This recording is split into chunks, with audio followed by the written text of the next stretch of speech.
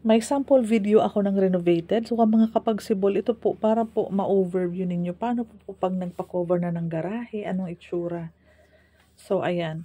Ito po, ang access lot mo yung 2 parking sa gilid. Ang harapan mo 1.5, malawak pa po ang harapan. Ito po ang ating parking area. Dahil open space yan, kayo na po ang bahala kung anong papagawa mo. Papagawa mong third room or gusto mo ng opisina. Ganito po, ang ginawa nila open kitchen with countertop po ito. Ayan oh.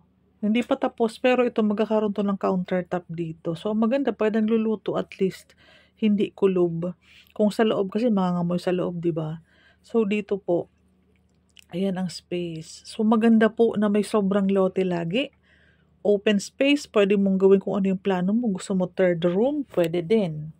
Ito, mas pinalawak niya ang kitchen area niya. Pwede din maging dining area itong gilid na to oh. Ayan. So, maganda ang option sa tiles, sa combination. Maganda. Sa loob naman, CR to. Ito yung magiging dining area nila. Naglagay lang yan dyan ng mga salamin, kaya naging mas maluwag pa yan.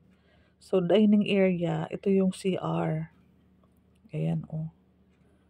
Full toilet and bath ang sukat. May mga ilaw sa dining area. So, ito, kabuuhan nito, living area na. Andito yung aircon. So, di ba may promo aircon tayo kasama na installation doon. So, ito yung sa harapan. Yan. Wala silang service gate. Yung gate doon, yun na ang kanilang gate papasok. Sa iba kasi meron pang service gate po.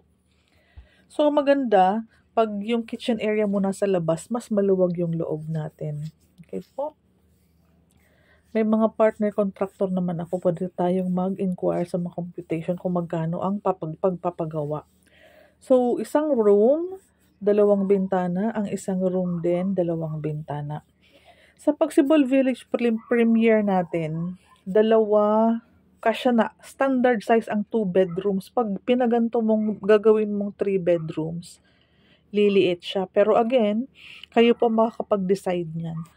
Ang kulang na lang sa deliverable natin is yung partition para masunod nga po yung plano mo pong hati. Kung may 3 kang anak or gusto mo mas malaki ang room niyong mag-asawa, kaya naka-open po. Pero may kisame na ang deliverable natin. Okay? Meron pong kisame.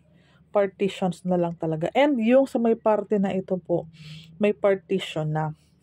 Yung sa gitna na lang na pagkakahati ng rooms ang kulang. O, diba po? Sana nagustuhan mo. Usap tayo kung kailan tripping.